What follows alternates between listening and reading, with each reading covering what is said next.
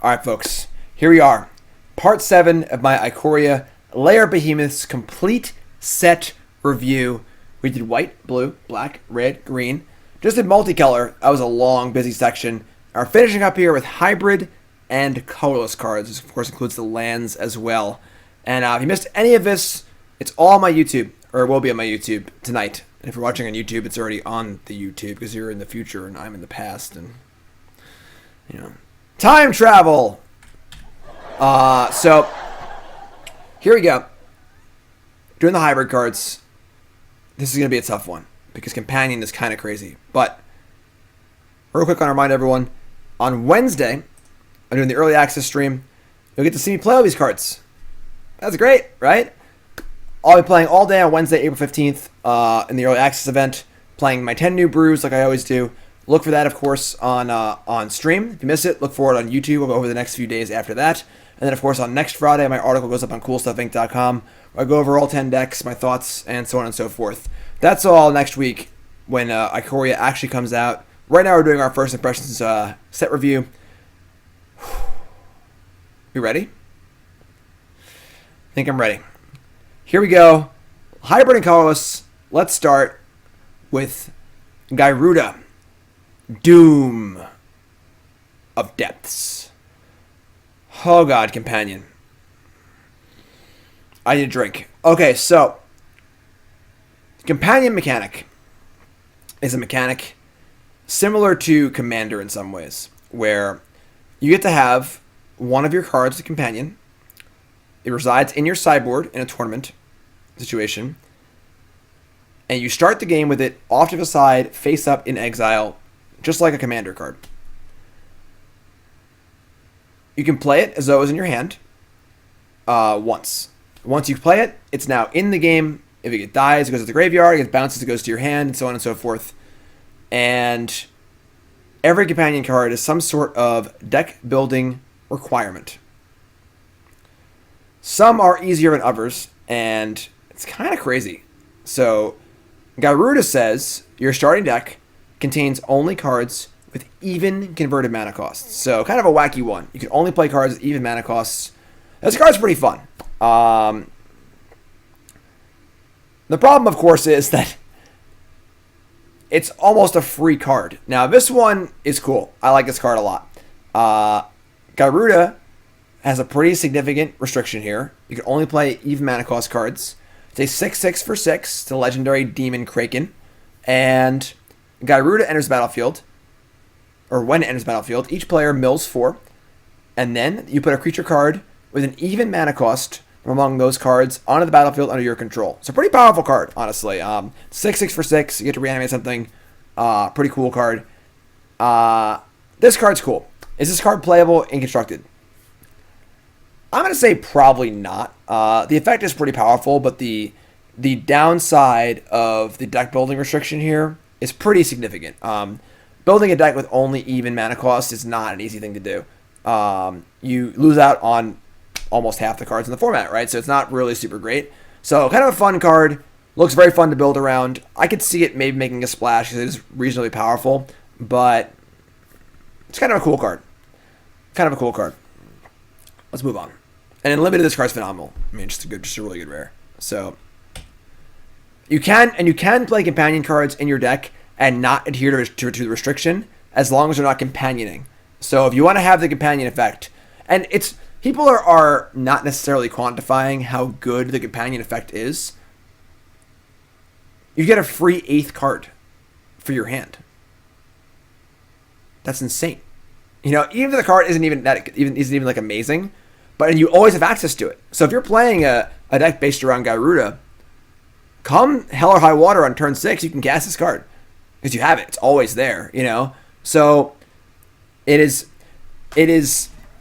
a pretty serious deal. Your opponent can't thought seize it. It's just there, and you get to have access to it. So let's keep going. So the Gruel Companion card is Jegantha the Wellspring.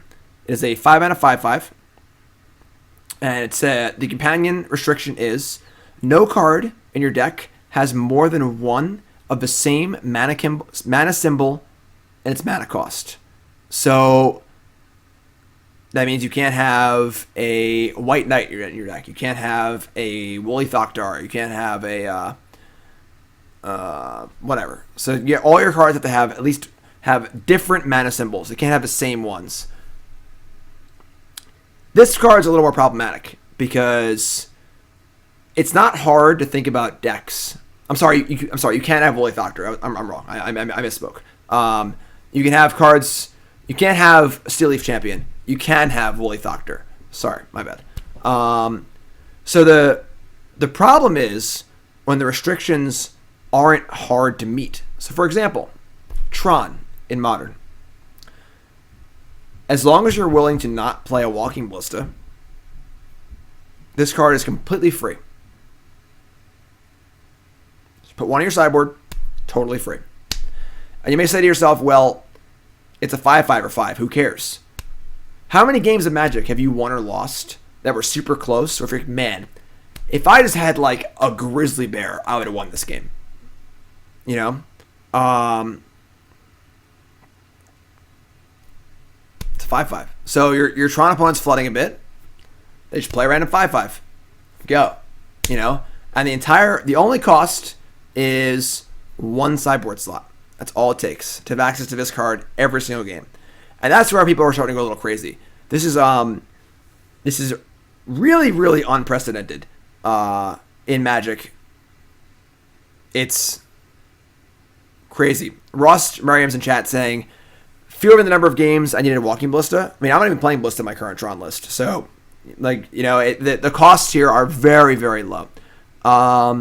So this one is much easier to meet, which is scary because you get in the older formats, you get into a spot where you're like, well, I probably should be playing this card on my sideboard.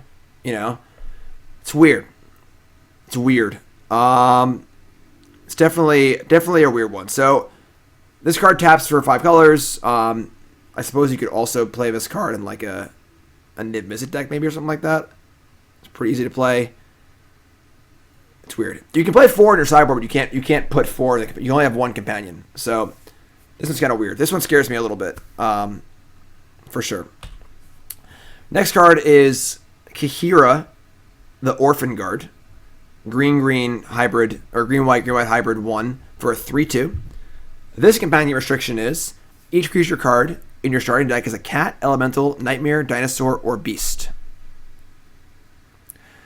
So if you have no creatures in your deck, it's free. Free to play again. It's a vigilance, and then each other creature you control, it's a cat, nightmare, elemental, dinosaur, or beast, it gets +1/+1 as vigilance. So again, not the hardest restriction to meet because some decks just don't play creatures, right? And then if you are playing, I guess, a cat or an elemental tribal deck, it's just also free. So it's weird. You know, it's just a really, really weird mechanic, and the opportunity cost is very low for some decks. You know, so say we're playing elementals in standard, right? All of our cards are elementals. You get to just have this card for free as our companion, and there it is, the 8th card. So very, very weird mechanic. Not hard to have only elementals in your deck, and then you get a free 8th card in your opening hand. And it's a card that's reasonable, too. A 3/2 Vigilance that pumps your team is not bad, for sure. So this one also seems pretty good, for sure. Karenga, the Macro Sage. I'm referring to this card as Ali and Trazi's Invitational card, because all Ali's decks fit the companion restriction anyway. This one has an actual restriction on it. Your deck can't play cards that cost less than 3. And it's a 5/4 for 5. And when it comes into play, you draw a card for each other permanent you control that costs 3 or greater. Definitely more of a restriction. More of a restriction for sure. Kind of cool. I like this one. This is kind of fun. Pretty thick. But again, it's just an 8th card you're opening hand, which is kind of crazy. So this one's kind of cool. Not the easiest restriction. Although Fire's decks, if you're not playing any 2s except for Brazen Bar or Bone Rush Giant, this one's also free. So now your Fire's deck has this random 5/4 that draws cards when it comes into play. You know, it's weird. I don't think these hoops are big enough hoops. That's my point. If you're playing, you play Borrower and Bone Crusher Giant as your 2-drops, you can play this card. So, not the hardest requirement to hit, honestly, for sure. And now we get to the craziest one, and this is our best of show for the hybrid cards. Loras, the Dream Den. So this is a black-white 1 for a 3/2 lifelinker, which is pretty good. And Loras' companion is each permanent card in your starting deck has a converted mana cost of 2 or less. Some decks don't play permanents. Like, take Modern Burn, for example. This card is completely free to play in Modern Burn. No card in Modern Burn is a permanent that costs 2 or more. So we could add 1 card to our sideboard. Now you have a free lifelinker that can recast our Goblin Guides and Eidolons. So, like, if you're playing Modern Burn, you should have this card in your sideboard. Every time. Easy as that. And once you go back to Legacy, oh my god. In Legacy, you're Lion's Eye diamonding and you're doing all sorts of stupid stuff. Lotus Petal, whatever. That's just insane. But in Modern, there are multiple decks that can play this card very, very easily. And the thing is, it's a very, very powerful card. So, like, it's not just some random 3/2. Like, being able to recast a 2-mana spell over and over again is really, really very good. When I say free 8th card, I don't mean free like its mana cost is free. I mean the piece of cardboard is free. You know, think about all the games you mulligan to 6, how much it sucks. Now think about having an extra card in your hand, so you have an 8-card hand, you know? And it's always a spell, too. It's always a spell. So that's just really good. Just really, and I don't think people realize how good it is without playing with it. That's just insane. So this card is busted. It's obviously harder to use in Standard because the mana costs aren't as good. So I don't know if any of the companions are insanely good in Standard. But some are, like for example, the Macro Sage or whatever is definitely this card seems free in Fires almost, which is pretty crazy. Again, not free as in mana cost, free as in it's a free extra card almost at no cost. If you're playing Fires and you're not playing Aether Gust, this card is free. It's a free extra card in your opening end. All right, and same with this card, other decks too. So this is really uncharted territory for Magic. This is one of the most insane mechanics they've done. I couldn't even tell you. This is a crazy mechanic that is going to drastically alter the landscape of almost every competitive format. And the problem is that free inclusion, sir. We'll say that from now on. Free inclusion. The problem is that there's only 10 of them, and if they're really that good, we're going to see a lot of them over and over and over again. And it's not a worry of like, well, maybe they just won't draw their Loras. They'll draw it every game. They always have it, you know? So, while I like the idea of deck building restrictions, it's pretty sweet. The problem is, you know, think about why why Once Upon a Time was banned. It's made decks too consistent. Every deck did the same thing every game. And these cards kind of do that. They restrict what you can play. They're always there. And they just happen over and over again every single game. So your starting deck means at the beginning of the game, you shuffle and present your deck. It must be legal. You can't board in cards that cost 4 and have to be okay. So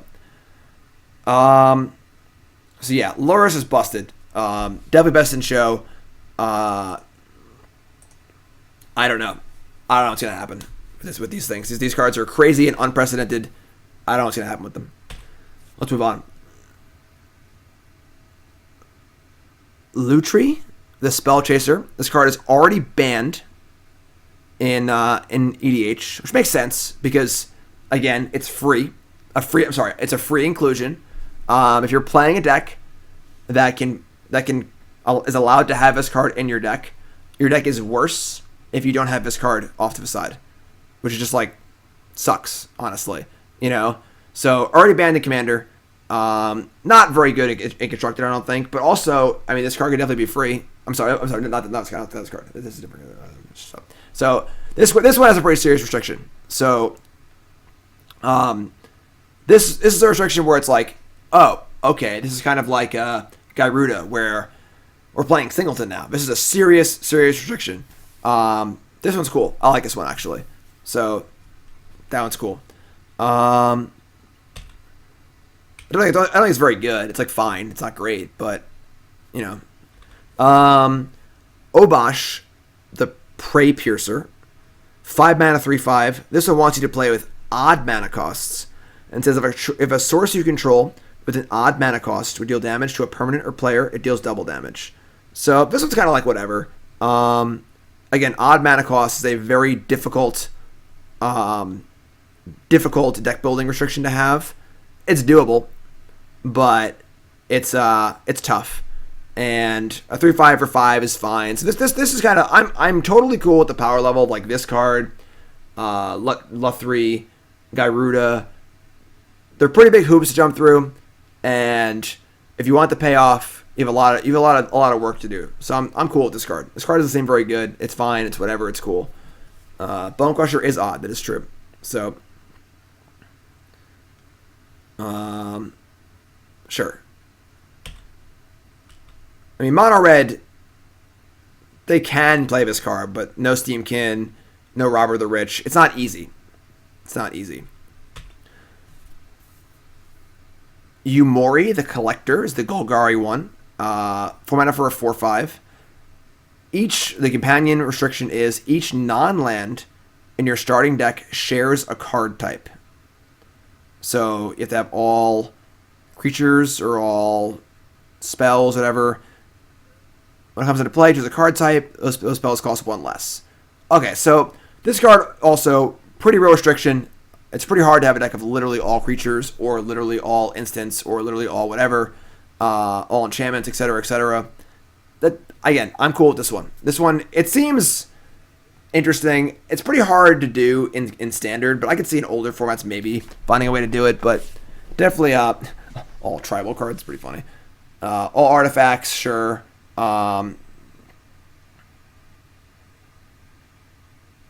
This was fine. No problem here. No problem here at all. And it's okay. It's not great.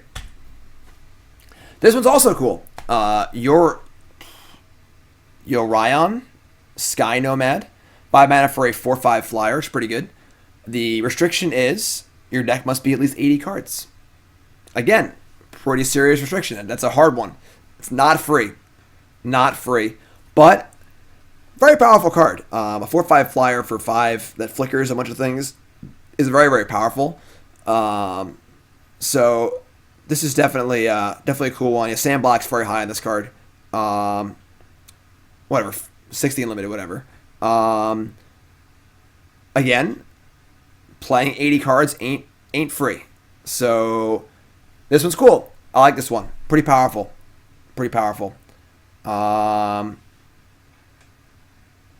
Cool. Next card.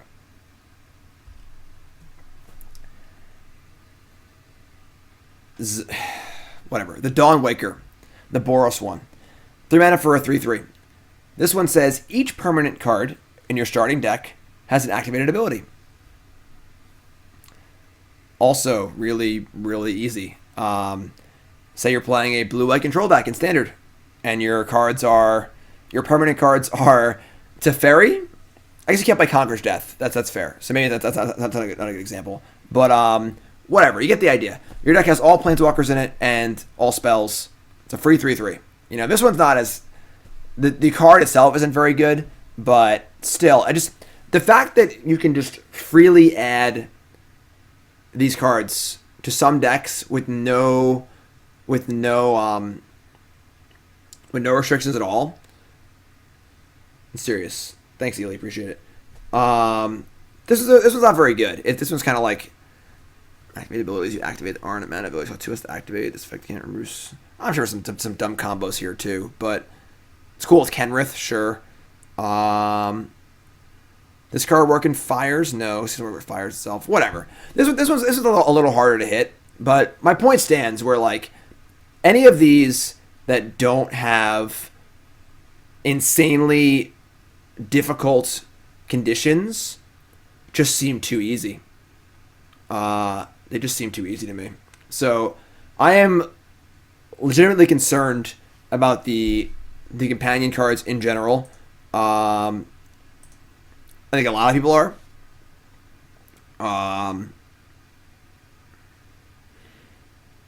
We'll see. We'll see. We'll see how it plays out. But yes, obviously very good with Grim Monolith. Yes, infinite mana. The ones that really scare me are Loras. Honestly, Kurgo, the blue, the Simic one, and the Gruel one. I just don't like the idea that some decks will meet the requirements without even trying. That just seems dumb. It just seems dumb. So that's the companion cards. It's a lot to take in. It's one of the most ridiculous mechanics. Honestly, I can't recall a mechanic of this. Maybe Planeswalkers, like the actual introduction of Planeswalkers. Yeah, it's got to be Planeswalkers, right? This is the biggest change to the game since Planeswalkers. It's wild. It's wild. I'm pretty interested to see how things play out. And I'm all about taking chances. I love the fact that this set's like just going off the rails, trying stuff. But this feels weird to me. And maybe that's fine. Maybe I just feel, fear of change kind of thing. But this just doesn't necessarily feel right. This card feels right. I'm cool with this card. I'm cool with Garuda. That feels right. But I don't know. Loras does not feel right to me. We'll see. Yeah, we'll see. We'll see. So let's move on. Let's move on to our non-companion cards. Look at some regular Magic cards here. Lair of Behemoths. Green white hybrid, 2/4 vigilance. Beginning of your end step, you gain 1 life for each control of vigilance. Obviously, very solid limited card. And probably not going to seek player constructed. It's if you have a lot of vigilance creatures, you need a mono red sideboard card, sure, but it is what it is. It's fine. It's a card. It's fine. Cunning Nightbonder. I like this card. I gave my best in show for multicard cards was pretty crazy. But I'm pretty high on the Dimir flash cards. I think this card's pretty sweet. It's not amazing, but making your flash spells cost 1 less, pretty awesome. Can't be countered, just kind of, that's cool too, I guess, but I think this card's pretty sweet. I like this card a lot, and I think that the Dimir flash cards are awesome. I cannot wait to build that deck. This card's very, very solid. It needs to be in a deck with other flash cards, obviously, but this card seems sweet. This is one of those cards that's better in constructed than it is in limited, but this card's dope. Yeah, Omen of Sea is great. It's awesome. I like it a lot. Fiend Artisan. This is the card I got the preview for CoolStuffInc.com. Crazy card. Super cool card. I like this card a lot. This card is probably a lot better in Pioneer and Modern than Standard, because there are a lot of good things. Sacrifice. I like this card a lot because it doesn't really do crazy things like Birthing Pod. You can't go up a chain. You can't really untap it. You have to actually pay the card's mana cost, which makes it fair, but it's still cheap and efficient and does things well. It's a nice target for, it's a nice creature by itself. It's threatening, it's going to be a 3/3 or a 4/4.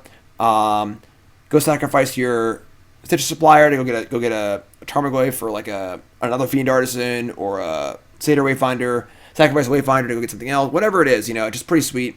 Getting a Renegade Rallier is pretty sweet. That's pretty awesome too. So this card seems better in older formats, but definitely a very cool, very powerful card. Nothing over the scales. Nothing crazy. Just a really cool card. Very powerful effect. I like this card. It's a good value card. Good solid card. Much closer to Knight of the Reliquary than it is to Birthing Pod, for sure. Definitely a cool card. Like it a lot. In Standard, maybe. Maybe like Mono Black Devotion Insane or something like that, but definitely a cool card. Definitely a super sweet one. Up next is Tubulins Sky Bhandar, which is a 2/2 for 3 flyer. But says creatures with you control of flying have to cost 2 more to target. Great limited card. Really good limited card. Not good enough for constructed, but very solid limited card.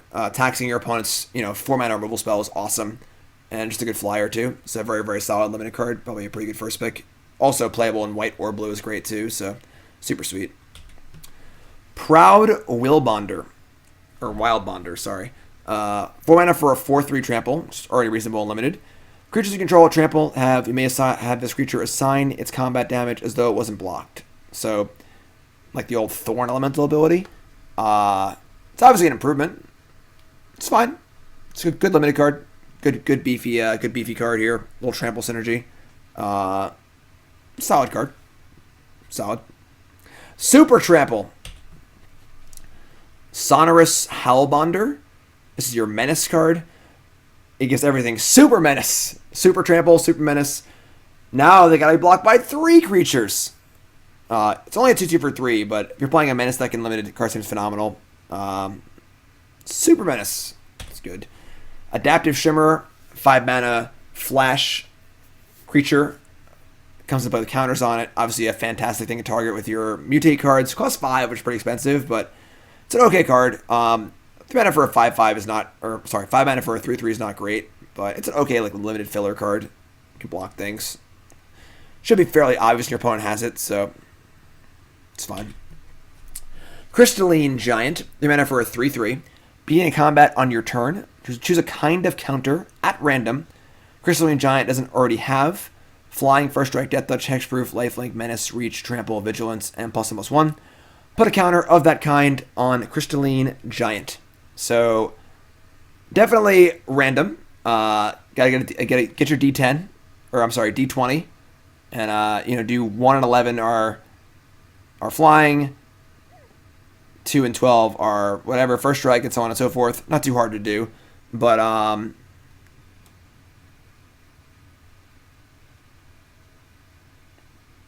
it's pretty cool.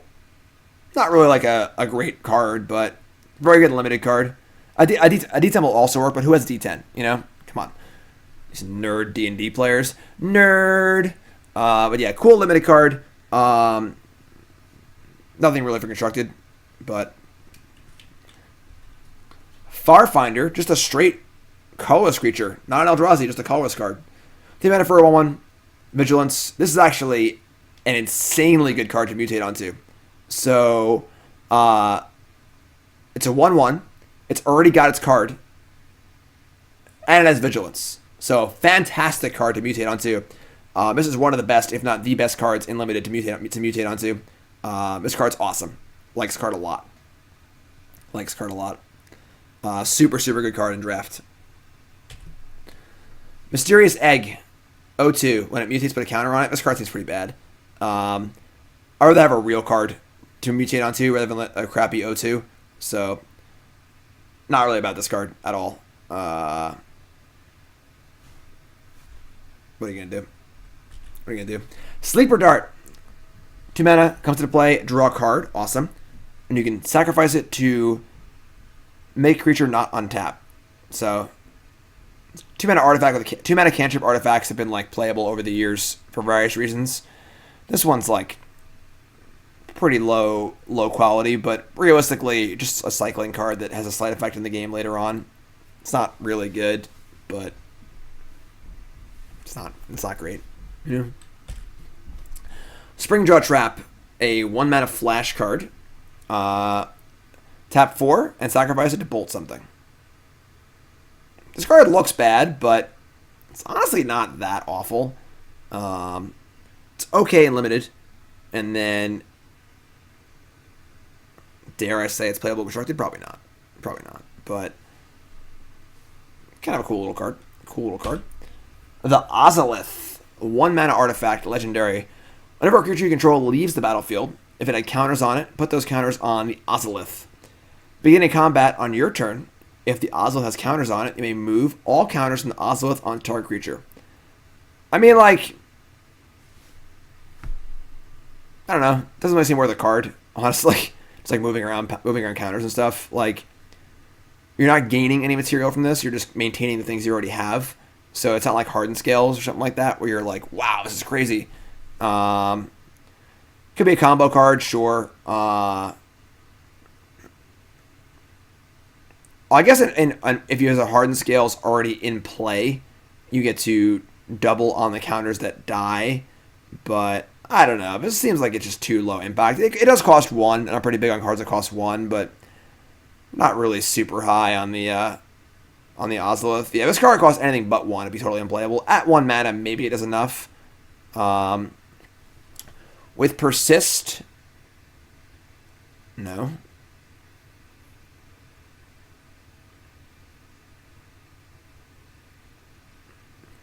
You can use it to push. I can't say that card. Yeah, sure. It does work with all types of counters, yes. So, I don't know. Whatever. It's a cute card. And then we have the crystals. The crystals. These are our mana fixers for the set. I kind of wish these were pay 2 sacrifice draw card rather than cycling, because I'd rather have them in play for a few turns than crack them later like a Mind Stone. But these are okay. They're not really great. They're just sort of like your limited mana fixers that are whatever. Whatever. It's cards. Limited mana fixers. I would say unplayable and constructed. Unless there's a really specific reason you want them. Whatever. And then onto our lands. So the Triomes are all very, very good. It's not really a surprising thing here. The Tri-lands were already good and very playable in Standard, and then even in Pioneer. Frontier, Bivouac, etc., etc. And these are just better. They have land types for Nissa, and they have land types for Buddy lands, things like that. They're fetchable, which doesn't really matter that much, but they are fetchable. Cycling 3 is not great, but hey, I mean, if it's turn 10, you've already drawn 10 lands, just cycle it. You know? Yeah, they're really good. Very good standard lands. Nothing really groundbreaking here. Just pretty basic. They're just tri-lands. They cycle. They're very good. If you're playing Mardu, you'll play this land. Simple as that, you know? And then Bhandar's Enclave. Colorless land. Tap 3, draw a card. Activate this ability only if you control a creature power 4 greater. This card's kind of cool. The opportunity cost of playing Colorless land's pretty high. And this is a pretty multicolor heavy set. But this land feels somewhat similar to me to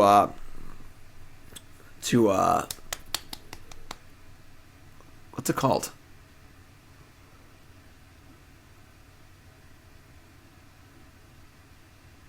I can't remember. It's in the Seagate Wreckage. That's the one. Similar to Seagate Wreckage. But Colorless lands are a little tough. I don't know. I'm not really huge on it. It just seems like I don't know what deck wants this card, but also wants a Colorless land. Just a thing. And then Evolving Wilds. Pretty cool new art on Evolving Wilds. It's obviously pretty funny to have Evolving Wilds legal when we have Fable Passage legal, but for limited, good mana fixer. Make your mana fixing in limited. You gotta cast spells. So, and then we come to the gain lands. Just the strictly better tap lands. I would doubt if anyone's gained more life in Magic from Tranquil Cove than I have. I played 4 of those in my blue-white control deck for a long time. These lands are playable. If you're a 2-color deck and you really need another dual land, they're not bad. They're not great, but, you know, they're fine. They're lands. They're more for limited. Mana fixing commons, you know. And that's it. That's the whole set review. That is it. People are saying in chat they want to see my best of show for the entire set. All right. Who's ready? Best in show for the entire set. Oh, I lost it. Where'd it go? I forgot it. Oh, I screwed it up. Boo, Jim. Where is it? I know what it's called. Oh, man. Everyone boo me. Unsub my channel.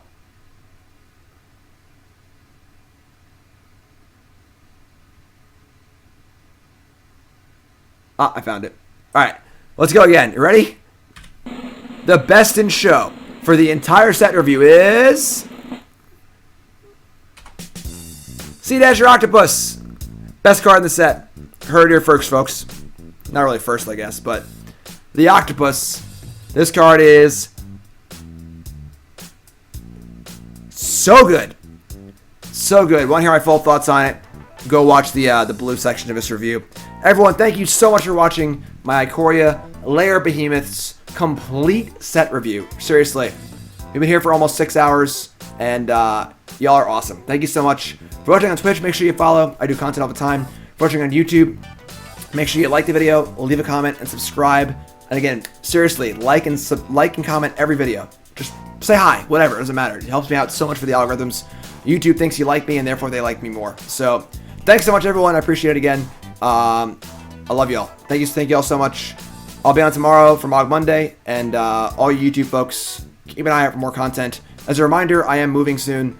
Once that starts, hopefully next week, the live content will be a little less than usual. Probably maybe once a week for about a month.